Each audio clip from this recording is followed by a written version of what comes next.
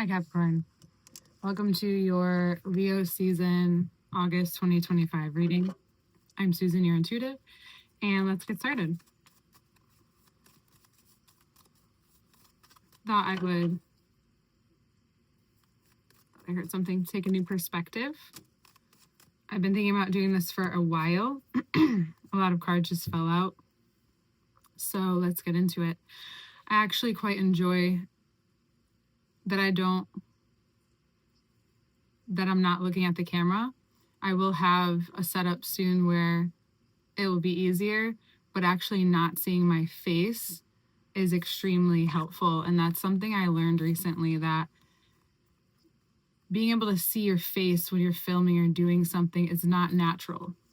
And our brain comprehends it differently. Do I remember the whole thing? No, but I wanted to share that part. And if you're more interested, look into it. I just think it's interesting for this perspective and for our conversation ahead.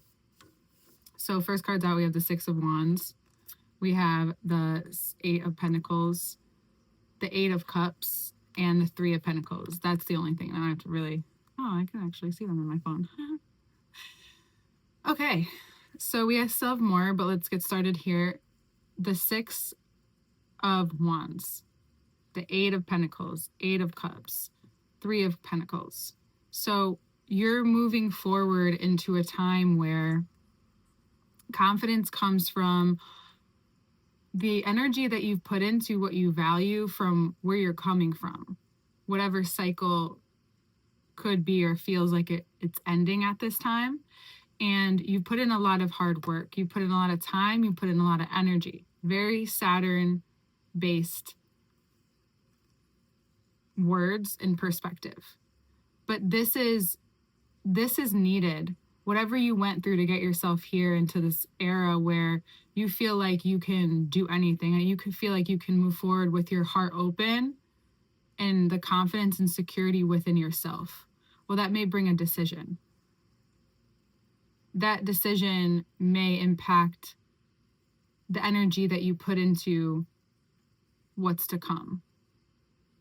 And that decision may be to do something more aligned with yourself, something that at first feels like, how could I let this go? I put so much energy into it. However, what you've learned from Pluto and what Pluto will continue to teach you as it's moved out of your first house for Capricorn risings or your sun or your moon is that, especially the outer transits, they don't happen so quickly, right? They're more of a spread out feeling. There's more layers to it. So where you may be coming from now is finally allowing to be relieved that first layer, right? Maybe that is the only layer and it's the same thing over and over again that's revealed to you. But what's important is how you choose to communicate this moving forward. This actually may be what triggers or you finally find the words. And it's after moving through, maybe not actively making the decision, but making the decision internally to move forward. They're 2 8s. So something's especially wrapping up in terms of if you didn't feel like you could share this information, because we do have the Three of Pentacles. So I keep hearing something.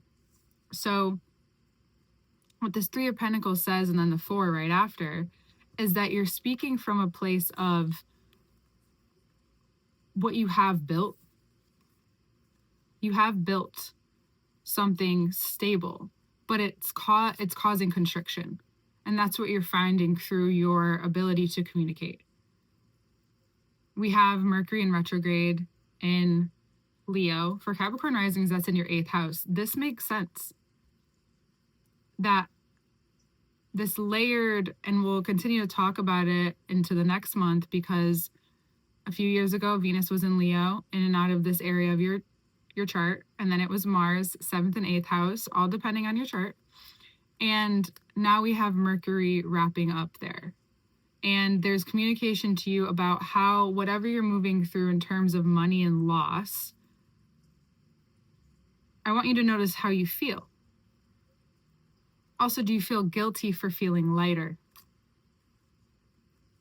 I'm really excited to talk about this because what this reveals to you is that the lightness that you feel after the heaviness relieves itself when it does, especially in the realm of healing your relationship to money, healing your relationship to death, or evolving your relationship to death, perhaps. This could also have to do highly with your mental health, and that may be actively triggering your foundations. What we also know is that Capricorn risings, Gemini is in your 6th house. Uranus just moved in there for an 8-year transit.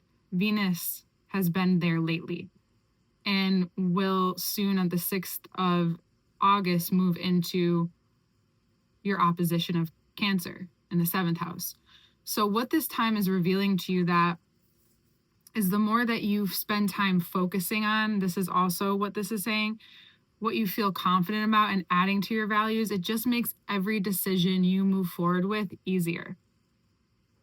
It allows you to have perspective on what freedom looks like or what abundance looks like. Judgment comes in to say, you have the 2 angelic figures here, and we have also the world at the bottom of the deck. This month is huge for you. It starts off maybe seeming like a small mountain or something minuscule, and now it's turning out to be you breaking free from whatever's held you back in terms of how you, there's no swords out, but how you interact with money. There's a lot coming through in work and a lot of innovation happening at work and with your mind and your skills in terms of and how that relates to your health and your well-being. But these 3 cards here are saying having spiritual guidance or grounding is extremely important to this part of your process. It's saying to you, it's asking you what your relationship with work is and how that's revealing maybe subconscious or unconscious insights into what spirituality is. That it doesn't matter what you do, but you may find that in that space, because you are known to like work, and right now work might be going well for you, you have so much to be confident about. We start off, with these wreaths and we end with the wreath, because I'm going to bring this card out. This is you aligning. Now the 3 of Wands isn't out, but this is you aligning your thoughts, your values, and your actions. And for some of you, when you get to the point where you maybe are holding on too tightly and you're finally ready to let go, either way, that's the only option. You can finally hear what it is that you need. Because it seems like the struggle is not listening to a higher power at this time, because you may be so focused on your material because of the transition, obviously. However, what this is also showing you is that you may be experiencing a time where you need to allow yourself to let go and grieve. Yes, it's an amazing revelation. Yes, it's amazing what's happening on a physical level, but your spiritual upgrade that's happening now, that's now rounding out this experiencing and closing whatever has been going on in your life, has come in. Capricorn risings, Sagittarius is in your 12th house, and your 6th house axis right here showing up. Your relationship to work reveals to you your relationship to much else in your life. You're like, what does that mean? Everything else. I didn't mean much else. I don't even know if that fucking makes sense. To everything else in your life. And it's just becoming so obvious that you need to make peace with whatever words are being shared with you. It doesn't matter if the words are right and wrong, especially it's from a partnership or from a love interest, someone you're dating. Maybe you're single and you hear some things and some things come out about you by someone else or revealed about you in a light that feels harsh or feels almost like judgment. You're being called forward. Well, even if that sucks, especially if it's from maybe even a Gemini or a Sagittarius, it's just seeing where you can soften. Now, am I telling you to take shit? No. But where is it that you're tense and so hardened to the idea that this spiritual growth is out of your control and you need help? You need communication. That you could be doing so well in work area, however, believing in something or finding that connection from your heart to what you believe all has to do with perhaps unprocessed anger or grief. It could be about a Gemini, it could be about it could be a Sagittarius, it could be about third party person in your life or something you've had to witness. And you're being asked to close this chapter on a mental, physical, emotional, and spiritual level, because that is what perhaps has control of your emotions at this time.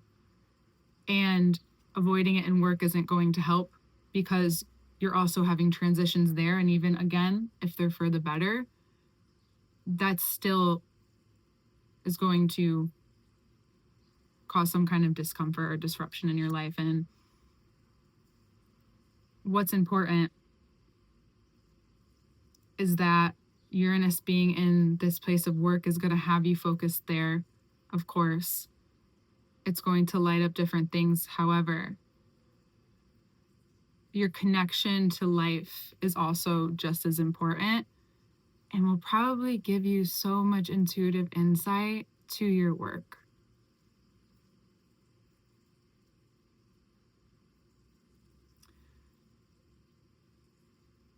The messages you may receive also may come from all different places. At some point during this month, you could feel almost cornered, surrounded by like divine energy, whether it's people or whatever you're running into, wherever you're just your interaction with like phone, media, people, communication.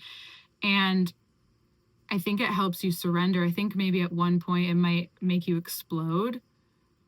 And maybe that is the feeling and that is what happens, but it's after that you get to be relieved. You may also have a conversation that reveals to you information that you didn't know. And you're now finding out, and it's helping break any illusions that has stopped you from being vulnerable to something. And what you've been vulnerable to is your own doubt or fear in this area of your life, especially if it has to do with love or work. I would just say simply your relationships and relationship to relationship. And that goes back to the one with yourself. And we'll look at this more in the second part, which will be in the link below. The first link below has the Patreon link. If you're on Instagram or TikTok, actually this won't show up there anyway. Never mind. And then all information to work with me one-on-one is also below. My website, scheduling link, payment options, that's all there. And then I'll also start adding my podcast that I started with a friend of mine, one of my best friends. Actually, funny, that's the first time I'm saying it is in the Capricorn because she's Capricorn. How cute. I'll start linking that below too. The audio is in process, but we want to put it out even if it's messy. So I hope you enjoy that. But now back to your reading. We'll get more into those three cards in the second part, but I think it's just time for you to acknowledge this wrap up. And maybe you have, but it's like you think just one day or a couple days or a moment is going to wrap things up, but that's your discomfort with transition. And now, of course, you could have been scarred with transition because of Pluto, and that scar tissue, no matter how physical or spiritual it can feel, you're healing your relationship with your beliefs and your spirituality at this time. That's the 8th house as well. Once everything transits in the 9th house, it will make a lot more sense. But Mars is also in your 9th house right now, and it will enter your 10th house on the 6th. So Mars being in the 9th house for Capricorns, it didn't show up here, but we will touch on it right now. And in the reading is this integration or digestion of any guilt that you could be feeling from your ability to move forward with what you believe or integrate new beliefs or be open to beliefs that aren't yours, or even doing your own research. Maybe you take a class, do a course, go travel, read a different kind of book, and maybe it's not the first thing, but then after and you keep following it and you open your mind and you see how different, not that you have to continue to think differently, but it's for your own healing, especially if it has to do with and connect with what's going on here, about what's coming out. You're like, almost like, how do I handle all of this information that I have? You don't. Gemini and Sag are just like, let it just be out here. Let the information be out here. And allow yourself to see how far you've come and how, yes, this information is important, but on the larger scale of things right now, how it's important to see that it doesn't have to control you. It doesn't have to control how you feel about yourself. It doesn't have to control the decisions that you make. That wherever you feel that lack of control or that inability to speak up, or your connection to the divine, the creator, you may have just a moment of divine intervention for some of you. You may, again, receive a message that you're unexpecting, but you also realize that the attachment, whatever that attachment is where you're holding that energy. And your process may just be different. You may need a lot of spiritual guidance at this time. You may need to hear some things that maybe put you in an uncomfortable place, but the softening it brings you, and if you're someone who's like, I don't want to soften, well, this is bringing you so much information or ideas to innovate with, to communicate with, and freedom. For those of you who say you want freedom, but then you don't want to do the work to get there, you have a hard time believing in something, or you find yourself going back and forth, nothing's set in stone. You're not going to write, oh, Capricorn, you are, right? And I know you're an earth sign, right? But it's giving yourself time to kind of decompress, to work through this and realize that not everything has this definitive answer. Just because you do this, and this doesn't mean you're going to get to where someone else is. That may work in some areas of your life, but here it's about how much we can let people be who they are without judgment. Mercury retrograde in Leo. What are your judgments about X, Y, and Z? And how is it coming back for you to see how that's affecting you? It wouldn't come up if it wasn't affecting you, Yeah. You've probably held on to some things and they relate to a romantic relationship, or a relationship maybe to a Sagittarius, or your relationship even to the medical field. How you feel about healing, or you may have to be in the hospital or in that kind of area for some reason or another. And even just being in there helps you see something different, or seeing someone who is healing for maybe not the same thing you've healed from, but it's giving you a perspective of where you were at one point, and it's starting to sink in. So it's possible that you may have to see someone else's process in order for you to integrate your own. That you feel this, it's an ego death, but it's like you're seeing how like this part of your ego or your protection from your heart is not supportive to where you're at, and in this vulnerable place you're just open to it, because that could also be the divine intervention. It may not be directly with you because of these cards that are out, but you may be able to see something, and you're not even looking for it, it just clicks. And maybe then you start to grieve more. Grieving comes in and out. Maybe it allows you to process some anger, helps you move forward. I just know that you're getting some kind of, what's the word, closure this month. And it will feel good, hopefully, for you. Yeah, we're going to bring up those cards. All right. Well, this is a time.